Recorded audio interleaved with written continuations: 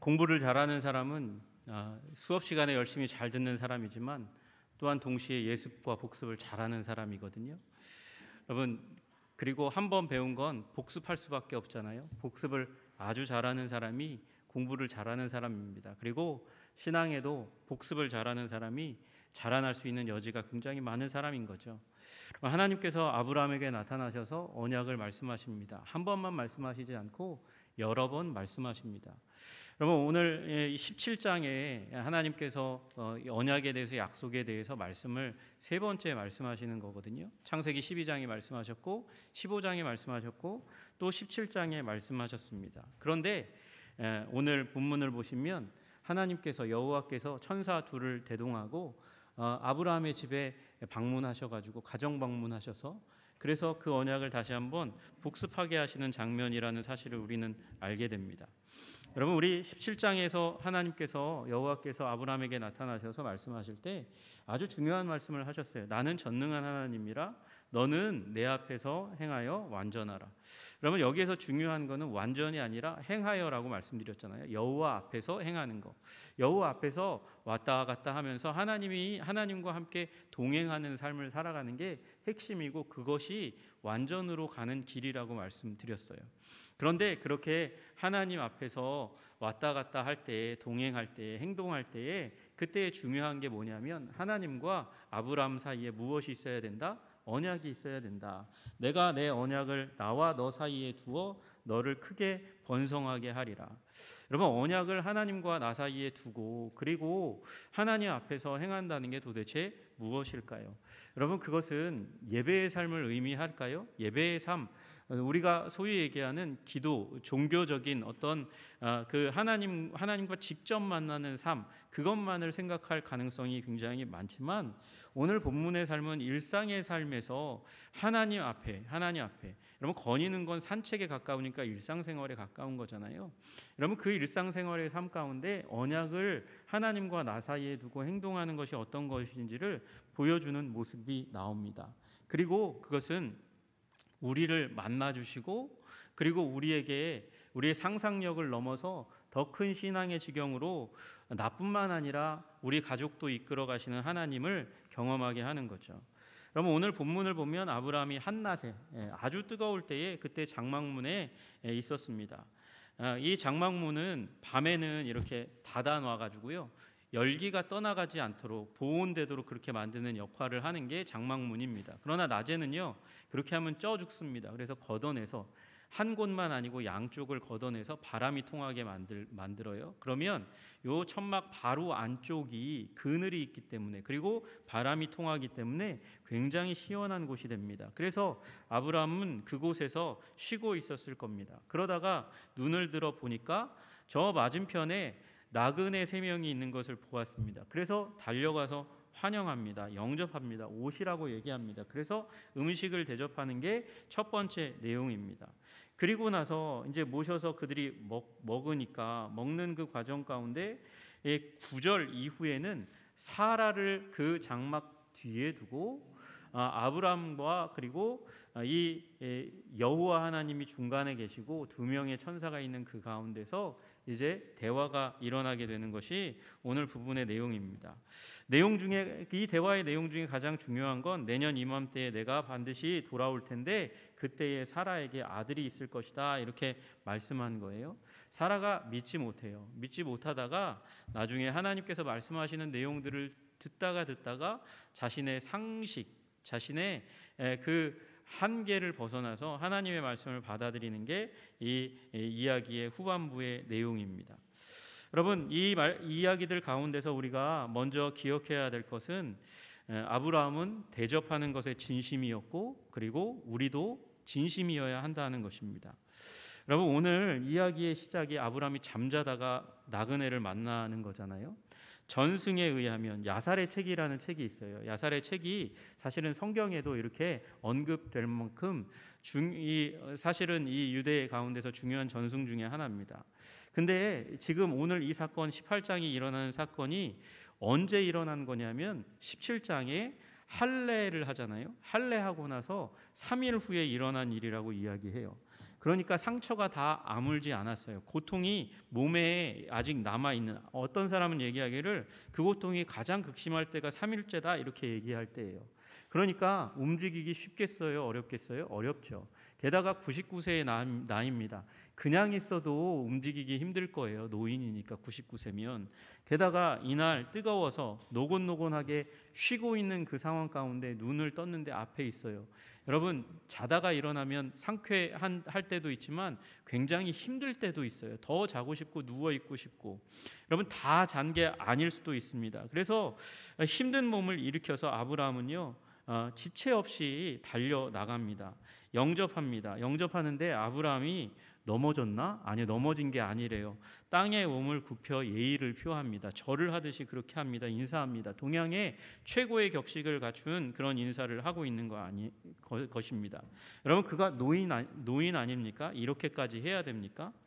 내 주여, 내가 주께 은혜를 입었사오면 좋게 보셨다면 괜찮다면 원컨대 제발 부탁드리건대 종을 떠나지 그냥 지나가지 마십시오. 그리고 이어서 그들이 아브라함의 장막에 들어오게 되면 누리게 될 서비스를 얘기합니다. 물을 가져다가 모래먼지로 더럽혀진 발을 씻으시고, 그리고 저기 나무 아래에서 평상을 가져 드리든지 아니면 의자를 가져다 드리든지 저 나무 아래에서 쉼의 시간을 가지십시오. 제가 떡을 먹을거리를 가져다 드리겠습니다. 그리고 나서 마음을 상쾌하게 하신 후에, 아마 영어의 리프레시라는 단어가 여기서 나온 것 같아요. 리프레시한 후에, 마음을 상쾌하신 후에 지나가십시오. 간청을 합니다. 여러분, 아브라함이 왜 이렇게까지 몸을 굽혀가면서 이 나그네들을 자기에게 대접할 기회를 달라고 간청을 하고 있습니까? 여러분, 이유는 단 한 가지예요. 당신들이 종에게 오셨지 않습니까? 그게 아브라함이 지금 이 나그네들을 초청하는 이유입니다. 하나님이 천사인 줄 알아서 그렇게 한 게 아니라는 것입니다. 여러분, 이유는 단 하나, 우연에 의해서 당신이 여기 온 게 아니니까. 하나님의 사전에는 우연이 없고 섭리니까. 그러니까 이 자리에 오신 것은 내가 당신을 섬길 이유가 됩니다. 오셔서 그래서 관계를 깊이 하고 하나님의 목적을 성취하자고 그렇게 이야기하는 거예요. 내 말대로 그리하라 요청을 수락한 그 나그네들 앞에 아브라함이 또 너무 과하지 않나? 이런 행동을 해요. 고운 가루 3스아를 가져다가 떡을 만들래요. 한 스아가 어느 정도냐면 7.6리터가 한 스아입니다. 그러니까 3스아라고 하면 22리터의 가루를 가져다가 지금 빵을 만드는 거예요. 몇 명 왔다고요? 꼴랑 3명 왔는데 무슨 20리터를 가져와 가지고, 지금 여러분, 아브라함의 가정 가운데 있는 길리 혼자 318명, 그리고 그 가족까지도 다 먹일 만한 양의 떡을 하는 거예요. 지금 나그네 3명 왔는데 뭐 하는 거예요? 지금 가문의 잔치를 여는 것입니다. 여러분, 3명 왔으면 닭 2마리 정도 잡으면 충분하지 않겠어요? 그런데 닭 2마리가 아니래요. 여러분, 여기에 있던 고기를 그냥 사용한 것도 아니에요. 달려가 가지고 기름진 좋은 송아지를 잡아서 하인에게 요리를 만들라고 합니다. 어떻게 했다고요? 99세 된 노인이 달려갔다고요. 달려가서 지금 송아지를 잡아서 연한 고기를 제공하고자 그렇게 했다는 거예요. 이게 엉긴 젖이 뭐냐면 요구르트 얘기하는 거거든요. 요구르트, 좀 약간 산미가 있는 묵힌 이 우유를 가져오고, 그리고 또 우유, 다른 우유도 같이 가져와 가지고 상을 차려 놓았습니다. 여러분, 이걸 누가 했습니까? 아브라함이 직접 했다는 거예요. 아브라함이 누구 시켜가지고 다 맡기고 자기는 그늘에서 쉬었다가 아니라 자기가 뛰어다니면서 지금 이 호스팅을 하고 있는 겁니다. 지금 식탁을 차리는 일을 자신이 직접 했다고 얘기하는 거예요. 아브라함은 제공할 수 있는 최고의 휴식과 식탁을 최고의 정성을 다해서 서둘러서 가장 빨리 마련해서 극진히 대접하고 있습니다. 여러분, 아브라함이 오지랖이 넓어서 이렇게 행하는 겁니까? 여러분, 그냥 지나가는 사람 다, 여러분, 요 한날, 요 하루 그렇게 초청한 한 팀만 이 초청했는데 우연히 여호와 하나님이고 천사들인 게 아니겠죠. 오히려 더 가까운 건 아브라함은 기회만 되면 지나가는 모든 손님들을, 모든 나그네들을 초청하는 게 아브라함의 삶의 태도예요. 여러분, 이 아브라함이 눈을 떴는데 지금 뭐가 보였다고요? 나그네가 보였다고요. 이건 아브라함이 자신의 삶을 재조정한 거예요. 어떻게 재조정했냐? 지나가는 나그네를 잘 발견할 수 있는 당시의 상식을 파괴하는 자리에 자기의 텐트를 치는 거죠. 여러분, 이 집에서 길리운 자가 318명이면 보초 세우면 됩니다. 자신은 VIP니까 어디에 있어야 돼요? 장막들 한가운데 있어서 누군가가 공격해 오면 공격을 받지 않고 해를 당하지 않을 그 중심에 있어야 되는데, 아브라함은 그 장막들 가운데서도 사람들이 지나다닐 길가 가장 가까운 곳에 자기의 장막을 세우고 나그네들이 지나가는 것을 보고 섬기려고 하는 거예요. 섬김 중심으로 자신의 삶을 재조정한 겁니다. 오지랖이 넓어서요? 또는 재산을 과시하기 위해서 나는 3명만 와도 20리터의 고운 가루를 쓰고 그리고 송아지를 잡는 거부야, 나는 부자야, 그 부유함을 뽐내기 위해서 그렇게 한 겁니까? 여러분, 아브라함이 이렇게 행동한 데는 다른 데에 있는 것이 아니라 언약 중심의 삶을 사는 거예요. 아까 말씀드렸던 하나님과 나 사이에 언약을 두고 행동하는 삶을 살기 위해서 그렇게 하는 거죠. 여러분, 하나님께서 아브라함을 부르실 때 무엇으로 부르셨습니까? 복 주시겠다고 부르셨고, 그리고 너는 열방을 위한 복이 되라고 말씀하셨어요. 너로 말미암아 땅의 모든 족속이 복을 얻을 것이니라. 여러분, 내가 열방을 위한 복이 되기 위해서 하나님께서 복을 주시니까 나는 당연히 하나님께 복을 받고, 나는 당연히 하나님은 당연히 나에게 복을 주시는 게 당연한 것이고, 나는 열방의 복이 되기 위해서 살아간다? 그러면 어떻게 해야 되나? 큰 기업을 세워서 막대한 부를 이루고 그 돈 가운데 일부를 기부하는 거, 그게 복이 되는 삶입니까?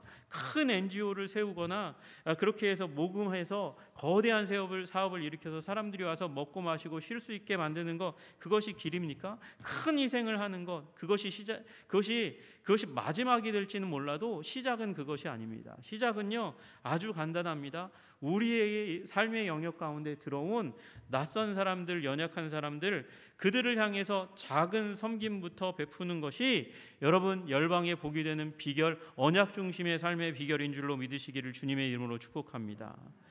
여러분, 당신은 유목민이 삶의 중심이에요. 그런 고대 군동 사회에서 광야에 사람들이 지나가잖아요. 그러면 그 사람들은 백이면 백 거의가 다 곤란당하고 고통당한 사람입니다. 단순히 그거 하나만으로, 그 하늘 위에 떠 있는 그 태양 하나만으로도 사람들은 고생하고 힘들어합니다. 그래서 그들을 초청하는 거예요. 그래서 생명을 구하는 일을 하는 것이 대접의 일이라는 것을 그들은 알고 있었습니다. 물론 위험이 있죠. 그들이 침략자인지 모르잖아요. 스파인지 모르잖아요. 그들을 데려오면 당연히 장막에 들이면 위험을 초청하는 것과 같습니다. 그러나 그것이 광야의 법칙이었기 때문에, 오히려 환대하지 않는 것이 예외였기 때문에 그들을 환영해서 선을 베풀고, 그대로 두면 원수와 적이 될 수 있는 사람을 이 대접을 통해서 친구로 만들고 동지로 만드는 일을 광야의 사람들은 행했던 것이죠. 그래서 여러분, 이 시대에 어떤 사람들은 낯선 사람들을 환대하는 일도 일종의 예배의 행동이라고 그렇게 믿었습니다. 여러분, 탈무드에는 이런 말이 있어요. 나그네에게 베푸는 호의는 하나님의 임재를 환영하는 것보다도 더 위대하다. 여러분, 하나님의 임재를 초청하는 건 당연히 유대인으로서 해야 할 일이죠. 여러분, 그건 유대인들이 거의 다 하는 일인데, 그거보다 더 희귀하게 찾아지는 일이 뭐냐면 나그네에게 호의를 베푸는 거라는 거예요. 그래서 그게 예배에 하나님의 임재를 구하는 것보다 더 귀중한 행동이다, 그렇게 이야기했다는 것이죠. 여러분, 그만큼 손님을 대접하는 것은, 나그네를 대접하는 것을, 이 땅에 환난당한 자들을 대접하는 것은 중요한 일, 언약의 축복의 통로로 쓰임받는 일인 줄로 믿으시기를 주님의 이름으로 축복합니다. 여러분, 그래서 신명기 10장 19절에 율법으로 말씀하세요. 너희는 나그네를 사랑하라. 사랑하라고 이야기해요. 나그네를 사랑하래요. 전에 너희도 애굽 땅에서 나그네 되었음이니라. 여러분, 우리가 이 땅 가운데서 순례자로 살아갑니다. 나그네입니다. 그러므로 여러분, 우리들도 이 땅 가운데 환난당한 자, 나그네와 같은 자 또는 이방인들을 우리와 얼굴을 자주 대하지 못했던 사람들을 대해야 하는 사람들인 줄로 믿으시기를 주님의 이름으로 축복합니다. 여러분, 손님 대접은요 굉장히 중요한 행동이에요. 어떤 행동이냐면 예수님께서 말씀하시되 하나님과 이어지는 행동이라고 이야기해요. 여러분, 오늘 말씀을 히브리서 기자는 뭐라고 얘기하냐면 손님 대접하기를 잊지 말라. 손님을 대접하라는 거예요. 잊지 말라는 거예요. 이로써 부지 중에 천사들을 대접한 이들이 있었느니라. 누구 얘기하는 거예요? 오늘 본문 얘기하는 거거든요. 여러분, 손님 대접을 통해서 부지 중에 천사들을 대접했대요. 이거 굉장히 약한 해석이에요. 오늘 말씀을 보면 여호와 하나님이라고 말씀하시잖아요. 여러분, 하나님을 대접하는 일이 어디에 있다고요? 손님 대접하는 일에 있다고 말씀하시니 여러분, 우리들의 삶 가운데 들어오는 낯선 사람들을 환영하고 섬기시는 여러분 되시기를 주님의 이름으로 축복합니다. 여러분, 마태복음 25장에도 예수님께서 말씀하세요. 예수님께서 마지막 심판의 때에 무슨 일이 일어날 거냐? 인자가 자기 영광으로 모든 천사와 함께 올 때에 사람들을 둘로 나눌 거래요. 그리고 오른편에 있는 자들에게 임금이 가셔서 이렇게 얘기하신답니다. 내 아버지께 복받을 자들이여, 나와 창세로부터 너희를 위하여 예비된 나라를 상속받으라. 너희가 상 받으라는 거예요. 그 나라 가운데 들어가라고 얘기하는 거예요. 그러면서 뭐라고 얘기하시냐면 내가 줄일 때에, 목마를 때에, 나그네 되었을 때에, 헐벗었을 때에, 병들었을 때에, 옥에 갇혔을 때에 너희가 나를 도와주고 돌보아 주었다, 이렇게 얘기하는 거예요. 언제 그랬어요? 그렇게 묻는데 그때에 왕이 임금이 대답하여 이르시되 내가 진실로 너희에게 이르노니 너희가 여기 내 형제 중 지극히 작은 자 하나에게 한 것이 곧 내게 행한 것이다. 그렇게 말씀하세요. 여러분, 그러니까 손님을 대접하는 것, 나그네를 대접하는 것을 하나님을 대접하는 것과 동등한 행동이라고 예수님은 선언하고 계신 거예요. 여러분, 그러니 우리 교회에 낯선 분이 오시잖아요. 여러분, 먼저 상급받기 위해서 달려가시기를 주님의 이름으로 축복합니다. 환영하시기를 주님의 이름으로 축복합니다. 여러분, 그것뿐만 아니라 우리의 삶 가운데 들어오는 낯선 사람들이 있잖아요. 하나님이 보내신 사람이구나, 아니 심지어 하나님일 수도 있구나 라고 믿고 그를 환영하고 환대하고 섬기는 여러분들 다 되시기를 주님의 이름으로 축복합니다. 여러분, 이게 우리의 삶의 방식이 되어야 된다고 말씀하시는 거예요. 여러분, 세상 가운데 얼마나 많은 사람들이 그렇습니까? 부서에 새로 온 사람, 신입이 들어오면 군기 잡으려고 처음부터 그렇게 빡빡하게 구는 사람들이 얼마나 많은지 몰라요. 여러분, 그게 마치 동물의 세계와 같아요. 자기 영역권 가운데 누군가가 들어오면 들어오면 안 돼 그러면서 내쫓는 짐승과 같이 그 사람들을 홀대하고 학대하고 내쫓는 사람들이 얼마나 많습니까? 여러분, 우리 하나님 나라 백성들 가운데는 그런 일이 없기를, 여러분의 삶 가운데는 결코 그런 일이 나타나지 않기를 주님의 이름으로 축복합니다. 여러분, 이것이 신약 성도의 삶 가운데도 들어오는 거예요. 여러분, 그래서 감독의, 교회의 지도자의 위치에 올라간 사람은 반드시 무엇을 해야 하냐? 해야 될 덕목 가운데, 목록 가운데 뭐가 들어가 있냐 하면 나그네를 대접하는 게 들어가 있어요. 여러분, 이게 디모데 전서와 디도서에 각각 한 번씩 그렇게 기록되어 있습니다. 그러므로 감독은 책망할 것이 없으며 한 아내의 남편이 되며 절제하며 신중하며 단정하며, 이거 너무나 당연한 거죠. 거기다가 나그네를 대접하며 가르치기를 잘하며, 나그네를 대접하라고 그렇게 말씀하고 있는 거죠. 여러분, 나그네를 대접하시는, 환대하는, 환영하는, 섬기는 여러분 다 되시기를 주님의 이름으로 축복합니다. 이것이 신약교회의 윤리의 내용이에요. 왜요? 이것이 언약을 이어가는 사람들이 반드시 해야 될 행동이기 때문에 그렇다는 것이죠. 아브라함은요, 그 삶의 모델을 보여주고 있는 거예요. 여러분, 환영 중심의 삶, 환대 중심의 삶을 살아가라고. 여러분, 여러분의 삶 가운데 누구든지 들어오면 천국의 잔치를 경험하게 되기를 주님의 이름으로 축복합니다. 여러분의 환영과 여러분의 축복의 말들을 통해서 하나님 나라의 기쁨을 맛보게 되는 일이 일어나기를 소원합니다. 여러분, 또 하나, 이제 그 이후부터, 그 9절부터 이제 그 식사를 하시던 도중인지 마친 이후인지 대화가 시작됩니다. 대화가 시작돼요. 그들이 아브라함에게 이르되 내 아내 사라가 어디 있느냐, 사라를 찾아요. 여러분, 이게 할례하기 전 할례하고 나서 며칠 후라고요? 3일 후라고요. 여러분, 그러면 자기도, 아브람과 사라도 자기의 계명된 이름이 익숙하지 않을 때예요. 그렇겠죠? 그런데 누군가가 와서 정확하게 그 이름을 이야기하고 있어요. 사라가 어디 있니? 그럼 여기서 이상한 걸 느껴야 되는 거예요. 누가 아브람과 사라가 처음에는 하나님인 줄, 천사인 줄 알지 못하고 초청했을 게 너무도 분명해요. 그런데 이 말할 때 깜짝 놀라는 일이 일어나야 되는 거죠. 여러분, 지금 이 말하는 것은 아브라함에게 말을 거시려고 하는 게 아니고요, 지금 사라의 주의를 집중시키기 위해서 하는 거죠. 사라는 이 말을 듣고 나서 내 이름도 지금 아직 익숙하지 않은 이 상황 가운데서 자기를 깜짝 놀라게 하는 일이 일어난 거예요. 자기 이름이, 계명된 이름이 불리자 사라는 눈이 휘둥그레지고 귀를 쫑긋이 세울 뿐만 아니라 심장이 심쿵 내려앉는 경험을 했을 거예요. 아브라함이 얘기합니다. 장막에 있나이다. 저 가죽 그 천 뒤에 사라가 있는 거죠. 여러분, 하나님께서 이걸 모르시고 한 게 아니에요. 그러면서 말씀하신 거예요. 내년 이맘때에 내가 반드시 돌아올 텐데 그때에 사라에게 아들이 있을 것이다.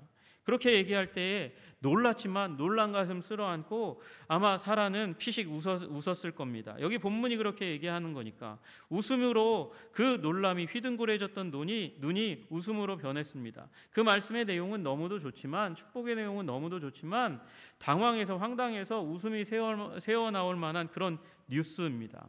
여러분, 그런 즐거움이 사라는 생각하기에 있을 리 만무하다고 생각하는 거예요. 아브라함도 나도 늙고 노쇠했습니다. 내게 무슨 즐거움이 있겠습니까? 사라는 폐경을 맞이했습니다. 여성의 생리가 끊어졌는데 어떻게 아기를 낳습니까? 이게 지극히 상식적이고 합리적인 결론입니다. 여러분, 우리 상식적으로 합리적으로 결론 내리는 게 여러분과 저의 패턴입니다. 당연히 그렇죠. 현상을 파악하고 현상 가운데 있을 법한 일을 그렇게 예견하고 행동하는 게 우리가 실패하지 않는 비결이고 낭망하지 않는 비결입니다. 여러분, 그래서 사라가 합리적으로 이 생각해서 결론을 내립니다. 그런데 여호와께서 말씀하세요. 사라가 왜 웃으며 이르기를 내가 늙었거늘 어떻게 아들을 낳으리요 하느냐. 왜 웃어? 왜 못 낳는다고 그렇게 이미 생각하고 있니? 그렇게 얘기했어요. 여러분, 사라가 궁지에 몰리니까 깜짝 놀래가지고 그래가지고 이야기합니다. 제가 안 웃었습니다. 안 웃었어요. 그렇게 얘기합니다. 아니야, 네가 웃었어. 얘기해요. 여러분, 이 과정들 속에서 하나님은 지금 사라에게 무엇을 말씀하고 계세요? 나는 안다. 나는 안다.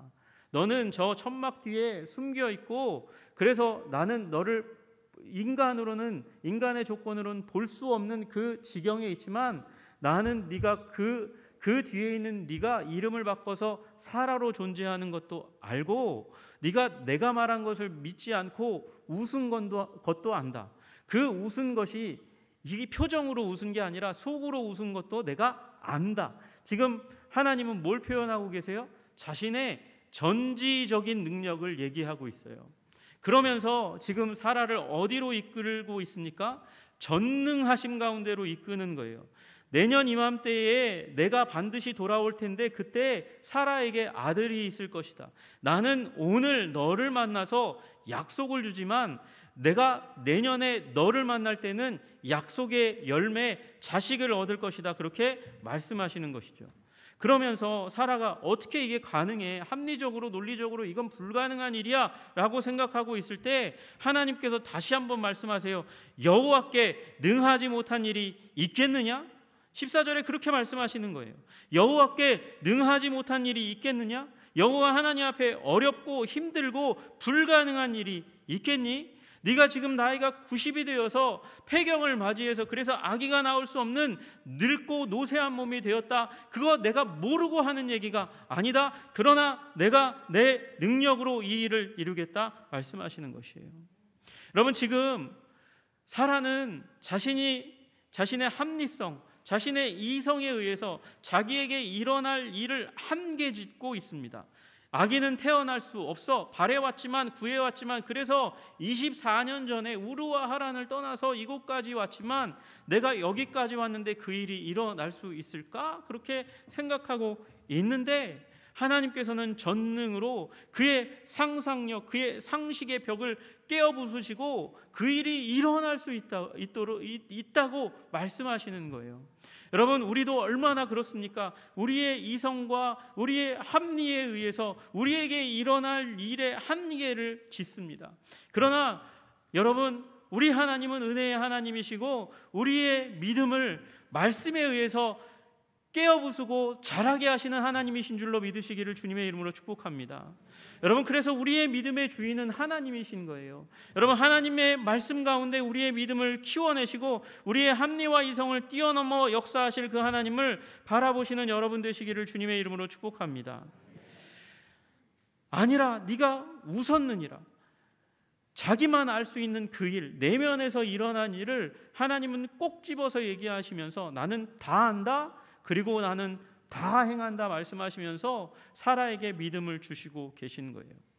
여러분, 오늘 이 말씀의 내용은 다 뜯어보아도 창세기 17장 아브라함을 만나서 말씀하신 내용에서 내용면으로 볼 때는 단 한 발자국도 나아가지 못한 얘기예요.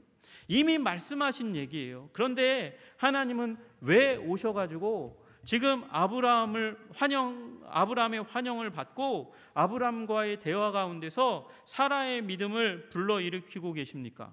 여러분, 오늘 왜 18장이 지금 여기에 존재하는 겁니까?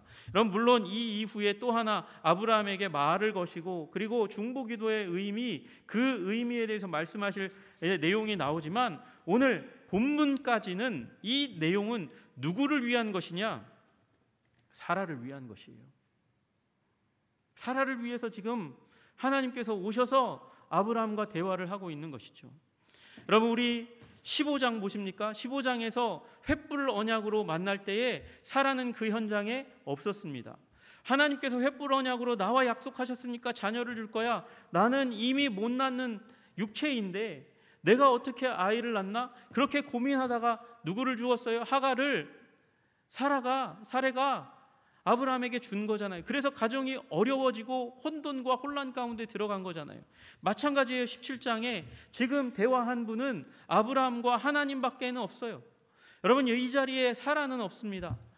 그러니까 하나님께서 사라에게도 믿음을 불어넣어 주시고 사라에게도 하나님과의 만남을 주시기 위해서, 그래서 믿음을 심어주시기 위해서, 전능하신 하나님을 믿도록 하기 위해서 이 18장이 이 기록이 사라에게 말을 거시는 장면이 나온 줄로 믿으시기를 주님의 이름으로 축복합니다. 여러분, 이 자리는 하나님께서 사라의 신앙을 부흥하도록 하기 위해서 열어놓으신 부흥회의 현장인 거예요. 여러분, 우리에게도 이런 하나님과의 만남이, 직접적인 만남이 각각 모두에게 필요합니다. 아무리 우리 아버지가, 우리 어머니가 위대하게 하나님을 만난 신앙의 사람이라 할지라도 자식이 하나님을 만나지 않으면 안 돼요. 배우자가 아무리 하나님과 긴밀하고 아름다운 만남을 만난다 할지라도 나도 하나님을 만나야 되는 일이 일어나야 되는 줄로 믿으시기를 주님의 이름으로 축복합니다. 하나님은 그래서 사라와 만나시기 위해서 사라의 상식과 그리고 논리의 한계에 갇혀있는 그 믿음을 뻥 이렇게 아름답게 만드시기 위해서, 더 자라게 하시기 위해서 주님께서 이 자리에 오셔서 만나셔서 대화를 하고 계신 것이죠. 여러분도 주님을 만날 수 있습니다. 왜냐하면 우리 주님은 여러분 한 사람과 만나시기를 원하시는 세심한 배려의 하나님이신 줄로 믿으시기를 주님의 이름으로 축복합니다. 주님께서 말씀하셨어요. 만일 마음을 다하고 뜻을 다하여 그를 찾으면 만나리라. 여러분, 그래서 우리가 마음을 쏟고 뜻을 다해서 하나님을 찾으면 하나님이 반드시 우리를 만나주시는 줄로 믿습니다. 이미 나를 만나기 위해서 그 자리에 와 계신 주님을 만나는 것이죠. 하나님을 가까이 하라, 그리하면 너희를 가까이 하시리라. 여러분, 마치 이것은 우리가 하나님을 가까이 해야만 하나님이 조건적으로 우리에게 가까이 오실 것처럼 말씀하세요. 여러분, 그러나 그렇지 않아요. 하나님은 우리를 만나기 위해서 이미 그 자리 가운데서, 인류 역사의 현장 가운데서 계속해서 기다리고 계셨다는 사실을 여러분 깨달아 알아. 이 하나님, 우리 한 사람과 만나서 우리의 믿음을 키우시고 아름다운 아름다운 경험으로, 그 만남의 경험으로 우리의 삶을 기름지게 하시기를 원하시는 그 하나님 만나시는 여러분과 제가 되기를 주님의 이름으로 축복합니다.